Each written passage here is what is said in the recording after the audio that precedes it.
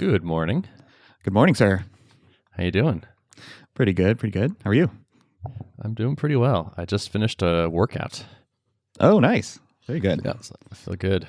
I've been doing my skiing prehab. What does that look like? Squat variants mostly.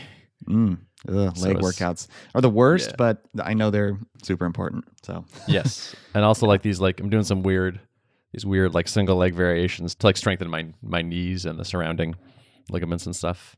Don't want to mess up an ACL or an MCL, which is very common for skiers. Yep. Yeah. So doing these like weird twisting things and one-legged things, and but hopefully it'll all pay off. Yeah. How did you find these? Did you just like search online for the best workouts for prepping for skiing? Yeah, basically just like prehab is a good keyword here.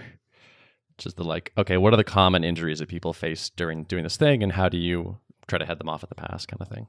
Yep. Cool. Yeah. I'm a workout in, and I'm in my second coffee, and I'm ready to rock. Very nice. Very nice. So I'm still on Pacific time, and you can probably tell I sound like a frog right now because I just woke up like not that long ago.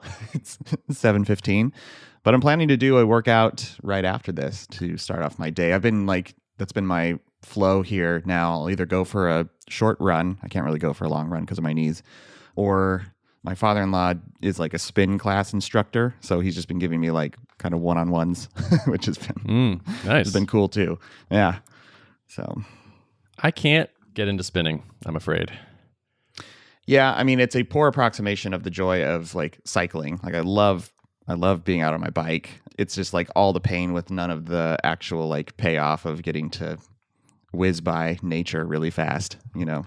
I really want spinning to work for me because it's like easy to do, and like I think the classes are like 40 or 45 minutes. That's like a great length. That's like my attention span for exercise most of the time.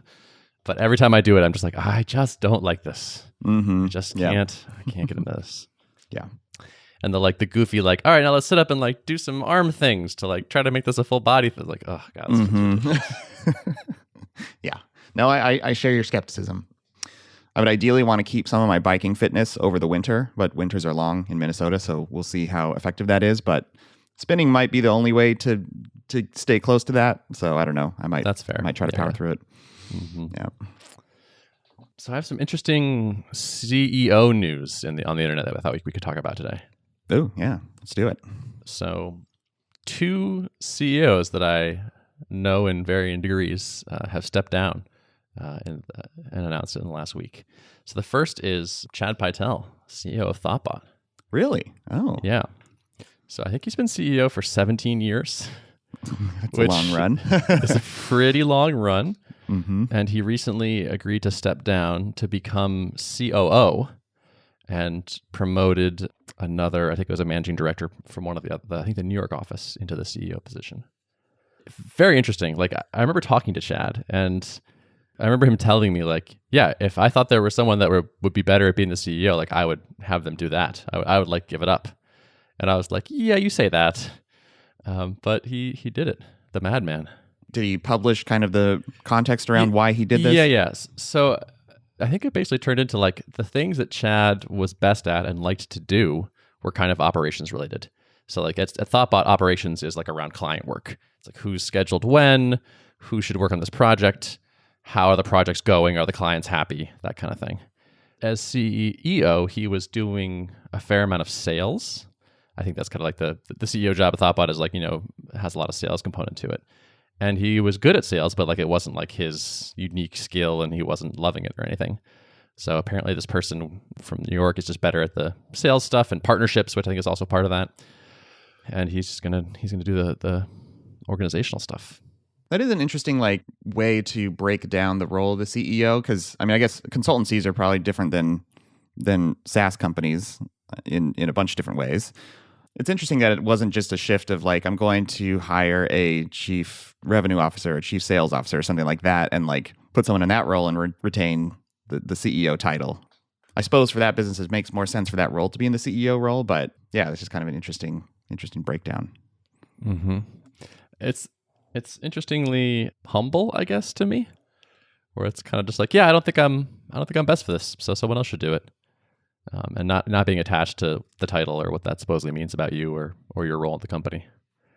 especially after, I mean, it's probably easier after 17 years and being one of the co-founders. It's like, yeah, you're pretty well cemented. Like, no one's going to be like, should we listen to Chad? Like, does he matter at this company? It feels like an interesting ego challenge. I think probably a lot of people hold on to that title for longer than they maybe should, because the job of a CEO is very different from, like, especially at a scaled up company. You know, the more people you have, the more people operations you have, the more the CEO role just mostly becomes about managing people and effectively organizing the people side of an organization, right? I think there's a lot of people who just don't have that core strength, at least like a lot of founders don't have that in their, you know, core set of things they love to do. They probably started a company because they really like creating things, and you're further away from the hands-on stuff the bigger an organization gets as the CEO. Totally. That actually brings me to the second person who announced to stepping down, which was Alex McCaw over at Clearbit. Oh, really? Wow. Yeah. He shared an email that he sent to the team. So he describes himself as, for better or worse, I have been a very engineering-focused leader. My strengths lie in the early stages of a company, the proverbial 0 to 1. Those skills are a critical part of getting a company off the ground, but they're not the skills that take a company to 100 million in revenue. So he is stepping down. They have an interim CEO, and they're looking for another one to kind of move them to this larger scale. I'll be honest, I was a little bit disappointed, actually, reading this from Alex. And like, we've chatted a couple times, but we don't actually know each other that well. And so I don't know how much of this is maybe a little bit of euphemism, I guess. But it was like, in this email, the phrase like, get to $100 million in revenue shows up like 5 times. And it's like, we can't get to 100 million with me. And like, if we're going to get to 100 million, we're going to do this. And this person that we find will get us to 100 million. And I was like, to me, that felt really kind of empty and devoid of meaning. My reaction was like, what is special about 100 million? Yeah. Well, that's the magic number for VCs, right? That's the $1 billion unicorn valuation. Yeah. Right. But I think Clearbit has raised a bit of money. I think they did a seed and maybe an A. Mm-hmm. Did they do another round? Maybe I missed that they did another round and just like kind of forgot about it. Maybe that's why it's so special. Yeah. I mean, I have no insider information on this, but it sounds from the outside like this may have been more of a board is kind of giving you a graceful out, but kind of like saying like, we need to put in a professional CEO. So he addressed this, which I thought was cool, where he said, typically founders don't reach this conclusion themselves. It's something decided for them by their investors. Mm-hmm. I've been fortunate enough to surround myself with an incredible group of people who love me enough to give me critical feedback, and it's with their help that I've come to this decision. Mm-hmm. And also, I just looked it up, and yeah, so in my head, they were like barely VC backed because they raised $2 million in 2015. And so in my head, that was the last round, and they were just kind of profitable and doing their thing. In March of 2019, they raised $15 million. Okay. Yep. So never mind. That explains the 100 million being special, I suppose. Yeah. Yeah. I guess that's what you signed up for. You signed up to like make that number special. Even knowing that, I still feel like it's a little bit like, I'm trying to imagine being a person on the Clearbit team and getting this email and being like, I love building things. I love this company. I'm really excited for the future, but I don't think I can get us to this revenue benchmark. Therefore, I'm going to go be on the board and not be the CEO. And it just feels like a little bit like, oh, I don't know. I'd kind of rather work with the founder of something and not be like going after that number. Actually, I may have missed this detail when you were saying it. What's his role now? What's he stepping into? Yeah, so he's stepping down. He's going to be chairman of the board. Wow, okay. Which is kind of a non-operational role. I think so, yeah. I assume that's pretty advisory. Yeah. Wow. Interesting. Yeah. Yeah. I guess it's the bootstrapper in me or the something in me, but I was just like 100, like, does this get people excited on the Clearbit team? Like, is everyone else like, yeah, no, it is good that Alex stepped down because otherwise we'll never get to 100 million in revenue. And that's the most important thing. And that's what I care about. And that's what gets me excited to go to work in the morning. Right. I would be probably, because I'm doing it right now. So if I were working at the company, I'd probably be trying to read between the lines a lot on that one. You know, it does feel like, oh, this was probably more investor pressured than it might be leading on. And I would also be wondering, like, maybe he's just, since it's not an IC role that he's moving into, maybe he's really not enjoying the experience, like hasn't enjoyed the experience of trying to be the CEO and like is ready to just move on to something else. But I don't know. I guess I would be hoping to see that on paper if that's the case, you know. He does kind of say that. It's kind of weird because the 100 million gets talked about as the justification a lot, but also he says, and also like I like the early stages. I like, you know, building the 0 to 1. So Okay. there's a little bit of a mixed message there. It's like which one of this really motivated here, but Right. and it's also just like doing a little sleuthing, like just having seen some of his tweets recently. He's like tweeting about like building stuff with Tailwind. And like asking like dev questions. And so it's like, it sounds a little bit like he's like hacking on some side projects and like still being like, I'm an engineer. I like coding. Yeah. So, and Clearbit I think there's something like 100 people. So that's a very managerial role as CEO of a company that big. Yeah. It's a shame that you can chalk this partly up to the VC model and the pressure that it puts on you to grow quickly, that like, under that system, they weren't able to retain the interest of someone really talented, a really talented founder like Alex, you know? Maybe, yeah. There's that pressure. Like Jason Cohen talks about this in his MicroConf talk, still the best talk about bootstrapping of all time, where he says like if you keep growing, then like the company just keeps getting bigger. Like that's what it does, and like you kind of have to hire to like deal with that growth. And so if you are successful, you're gonna be faced with growth. And your role is going to change. And so it's like, I don't know what if he was like, I don't ever want to manage that many people, I'm not sure what he could have done if the company is succeeding other than just like restrict the growth artificially. So I like to think that it's possible to pull like a Jason Cohen, which he basically just fired himself as CEO, hired somebody, and he went into more of I don't even know if he had any direct reports. I think when he moved into his secondary role, he kind of just got to work on technical stuff and basically be more of a maker, and also have a strong advisory role. I think, but yeah, I think he's CTO right now. Yeah, but I think it was CTO kind of in name only. Like he didn't have. That's what I thought, at least, that for a while, like he didn't have people directly reporting to him. But I could be wrong on that. That's got to be hard as the founder to really move into like to truly become an individual contributor, because you'll always have like the words you say, the things you suggest will always carry more weight because you have so much influence, you know? So it's probably really hard to pull off in reality, to actually just become one of the team members, you know, when you have that in your history. Mm-hmm. Totally. Yeah, that's true. Yep. I've been thinking about this more, like as we are starting to hire more people and growing and all that. It's like, what does the future look like for me and co-founders and all that? So it's interesting to see other people dealing with this and the moves that they make and the challenges there. Mm-hmm. Like I think you said last week, it's like, yeah, Tuple could have 100 people one day, and I was like, what? Mm-hmm. It's like, if that is true, then what I do in a day looks so different than this year, and I mean, like completely different than last year. And it's like, yeah, the company could grow you into a job that you don't really like anymore. Yep. And then what? And yep.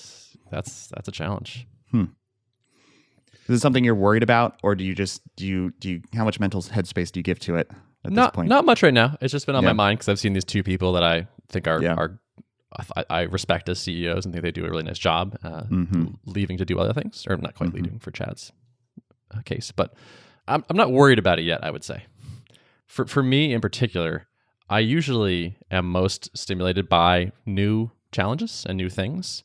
So to me, it seems like it'll be okay. Like if the job keeps changing and I have to keep doing new things, even if the new things are not maybe my favorite, if they're new and dynamic, I'll probably like them just from the how do I get good at this skill kind of challenge. Right now, I have 1 day a week with like a number of calls and one-on-ones, and like if that became like 4 days a week or 5 days a week, it's like, oh, this doesn't seem very fun, like to wake up and have your day fully scheduled and whatnot. So we'll see. And probably a lot of that you can dictate. You can probably be the leader of a somewhat large organization and still keep your meeting count lower than the average CEO, just by being deliberate about architecting things in a certain way. You know, I like to hope at least that that's possible. Yes, I think you could certainly have influence over it. There are some sort of natural challenges, I guess, with if you do keep growing, where it's like you can be more efficient at support and engineering and all that, but if at the end of the day you're supporting way more people and you're taking on more complex projects, you hit the limits of kind of efficiency. And I mean, that's what's kind of cool about the journey, though, is we're designing our own systems, processes, and trying to build a machine that is unique. If you're doing your job right, the company's continuing to grow, and that you're just paving the way for this big wild card factor, which is like, what is the business going to demand as it continues to grow? And it's hard to guess that exactly. And will that make my job less enjoyable? But yet we continue to strive towards that, because that's the only thing you can do in business, is just keep moving forward. Yes. So I'm not spending a lot of time thinking about this, because it could be that the problems that we actually experience are so different than this particular problem. Like, it could be that like growth stops. It's like, oh, now this is, not fun because the numbers aren't going up. And so this is a different kind of problem. I'm not worried about it just yet. It's still fun currently. I guess Clearbit's been around for a while, at least 5 years, I think, if not more. And so if I were 5 years into Tuple, would I maybe want to move to an advisory role because I'm just like, want to try making a different company or having a different kind of day? That totally could happen. Sure. Yeah. So I get that part. Yep. How about you? Are you ready to step down because you need SavvyCal can't get to 100 million a year if you don't get out of the way? Yeah, I mean, I think I'll cap out at like 100,000 a year. So it's time to step down, and I can be chairman of the board. Board of one. Exactly. How's Corey Haynes working out marketing wise? Has he started doing things for you yet? Let's see. Today is Thursday, so we had our kickoff call on Monday, and I think actually today is going to be the day when he kind of starts putting some real time into stuff. So too early to report results, but I'm optimistic and excited, and I think it's going to be good. Good experiment. Cool. Yeah. Anything else going on in SavvyCal land? Well, so it's only been a couple of days since we last talked, but on the product front, I should be shipping today the ranked availability feature that I talked about last time, the one that lets people basically specify in order, like, I want to first offer up my afternoons or my mornings, and then if that doesn't work, let the person click a button that expands my availability.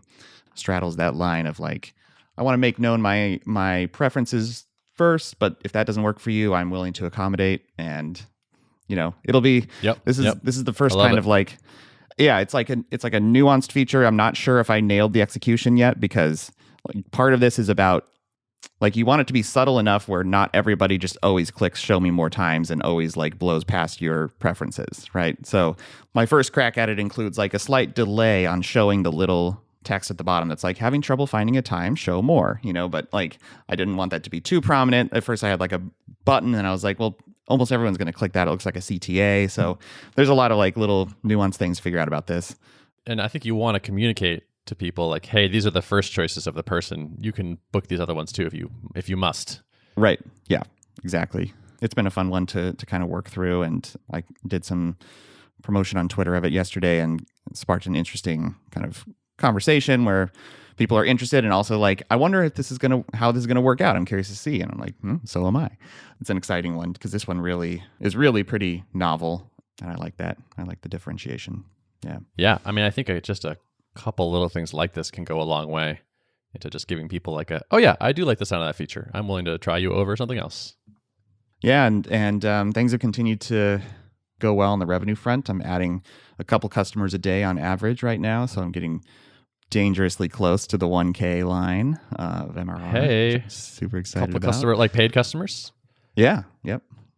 Nice. And do you have a trial? Remind me of how you're working? No trial at this point. So like, you sign up and you can get into the product without putting a credit card on file. You can create links, but you just can't activate stuff until you upgrade. So, because basically like, you can preview it, you can run through it yourself, but if you want to share it with someone else, then you have to activate. So, can you buy annual when you activate? You can. Well, I could probably do this, but I just have like one checkout button that takes you to the monthly purchase thing. So I guess I would need to add like another Stripe checkout for annual potentially. But you can definitely do it through the billing portal. You can upgrade. So I would love to see what happens if you defaulted to annual. Yeah. That could be interesting. Like, if you're signing up a customer, like 3 or 4 customers a day, but maybe you sign up 1 or 2 customers a day, but they pay you for 10 months of revenue and can't churn. Right. Get to stick with you long enough for you to make the product amazing. Yeah. Could be interesting. Yeah. Something about annual revenue like makes me a little bit nervous. I don't know what it is, and maybe this is irrational, but like if someone's paying monthly, then you know that there's a good chance that they are sticking with things, otherwise they would cancel.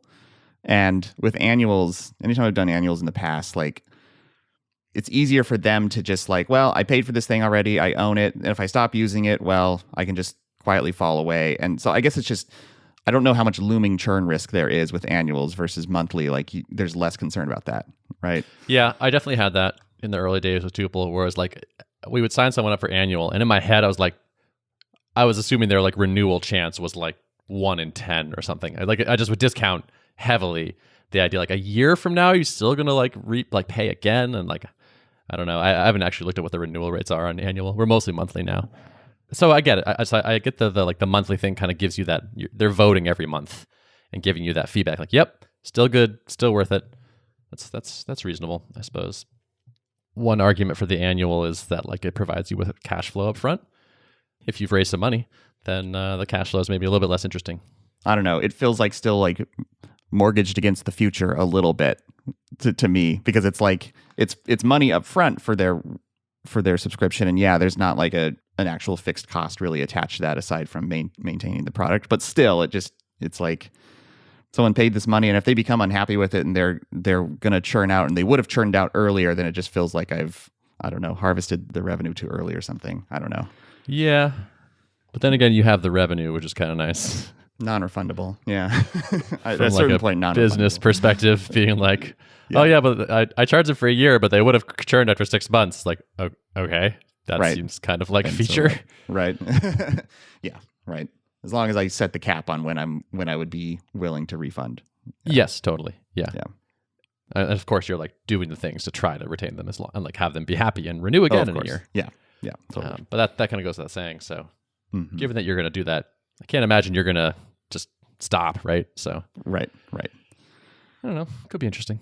Yeah, that might be worth experimenting with. So this has happened a couple times this week, where a couple people emailed and they're like, "Hey, product looks great. Would really love to try it out before paying. I know $12 is not that much, but that's just food for thought. Like I would like to try it out." I know, and generally my approach has been like, "Sorry, don't have a trial," but I'm experimenting with like I just immediately activate their account for them, and instead of doing the back and forth thing, it's like, it's really not hard for me to do that. So I've done this twice now, and I don't know if I'll continue to do it, but it's like, that's a way to really, like, I'm sure they're expecting me to say like, "Sorry, we don't have a trial." So instead I'm like, what if I just turn this on its head and just delight them with like, "Oh, cool, your account's active. Go ahead and try it."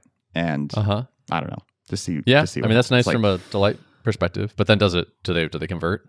Has it worked? Well, I don't know, to be determined. So I'm basically like, I'll activate it for a week. And so next week I set a calendar reminder to deactivate their account if they don't upgrade before a week's time.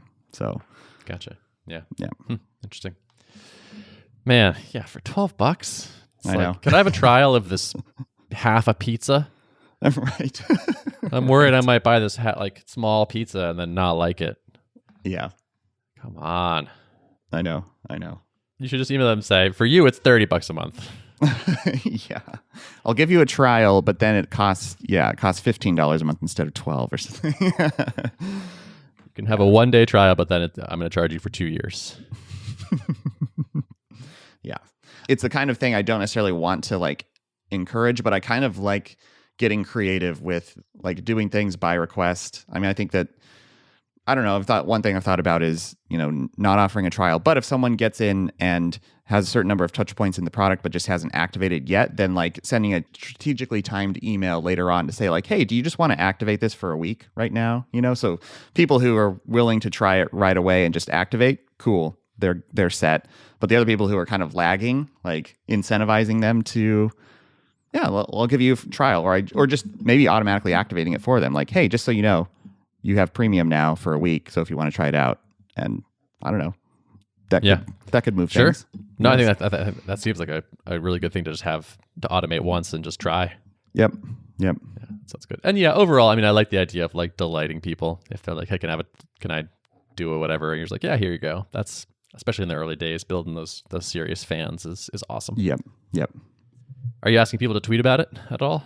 I don't have that in part of the flow, but I probably should. That worked well with when building the initial list, because that was an ask I put up front on that. So yeah. Yep. That could be cool. Mm-hmm. That works well for us. At what point do you make the ask? Right now, when people when they rate their 5th call 5 stars. Nice. Yeah. Say, hey, that's awesome. Hooray. And then, would you mind sharing a tweet? And that's cool. We get a lot of them. Yeah. And back in the day, we did it after like mailing list sign up and whatnot. Mm-hmm. Mm-hmm. I don't know what the take rate is on it, but like there's a steady stream of people saying nice things about us. And like we know that a lot of customers find us that way. It's an automated thing that took 20 minutes to set up and has been running and generates revenue. Yeah. Easy to do. Need more things like that. Yeah. But yeah, people will do things you ask them sometimes. Right. Yeah. No, it's true. But you got to ask. Mm-hmm. Yeah, I mean the fun the fun stuff on like social proof. This happened a couple of weeks ago, but someone asked like, "Hey, people, I'm seeing a lot of stuff about like SavvyCal. Like, does anyone have some honest takes on how this product works? Like, is it good? Is it worth it?" And I just replied and I was like, and I mentioned like 4 customers. Like, I think these people will have an honest take to give you. And then it just turned into this whole pile on of like people giving testimonials. And actually, some of that I'm going to pull and use on the site, I think, because they've been publicly tweeted. Like, it's fair game. Totally. Oh yeah, it's fair game. That was really fun because it's like instead of me telling you all the reasons why you should like this or trying to like make you take my word for it, like here's a couple people that I know are active on Twitter that use the product and love it. So yeah, I cheat on this sometimes. Where like, so I'll see someone tweet like, anyone tried Tuple, and I'll retweet it knowing that it's it's full of people that are fans. Yep. I try not to do it all the time because I just think that's kind of boring content for my followers. Like I don't want to do that a lot. Totally. Yep. And it's clearly like you're cheating a little bit, so I only try it occasionally. Yeah.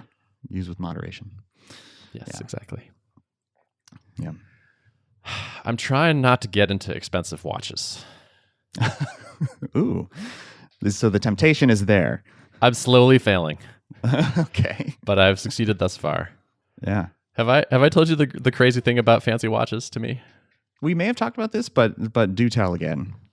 So if you buy a watch for $20, it will have a quartz movement, meaning they use this tiny little quartz crystal that vibrates at a certain number of times per second. It's like an electric process. It like keeps incredibly accurate time and will run for many, many years until you need to replace the battery. If you buy a fancy watch, you have to wind it using your own stupid hands.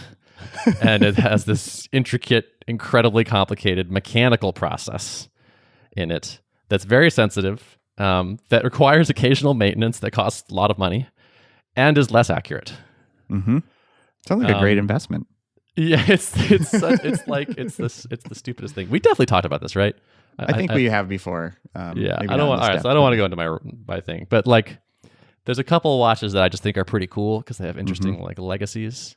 Mm-hmm. Like there's this watch called the Moon Watch by Omega, and it was like the watch that like the Apollo program used with the astronauts. It's like, all right, that's kind of cool. Kind of like that there's that history there.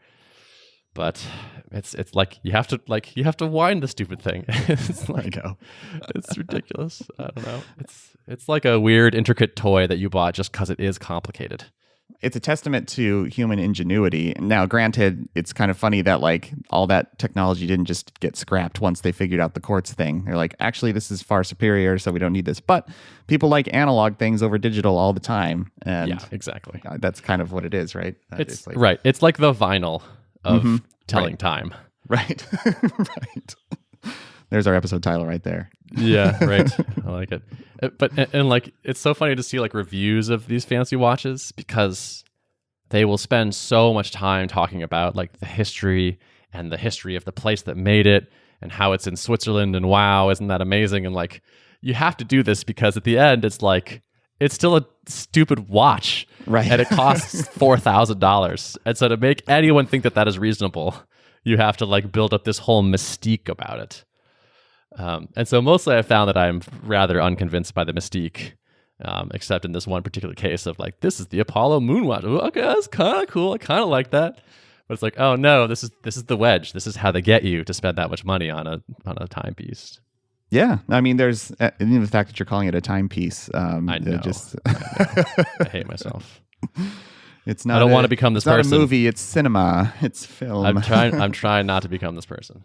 But it's marketing. People are good at marketing. Well, and I think there are some marketing lessons to pull from these types of industries potentially. Putting forth the storytelling is that right. Works. Building this brand and this mystique around the brand, and yep. So I just want everyone to know that inside Tuple is a fully analog, handcrafted streaming mechanism. Yeah. Forged in the Swiss Alps. You plug a little hand crank into a USB port to charge it up, and it only lasts a couple days. Yes. Oh, man. All right. Maybe that's enough tomfoolery. You want to wrap it? Let's wrap it. All right. Notes of the show. Notes for the show can be found at artofproductpodcast.com. Thanks for listening. See ya.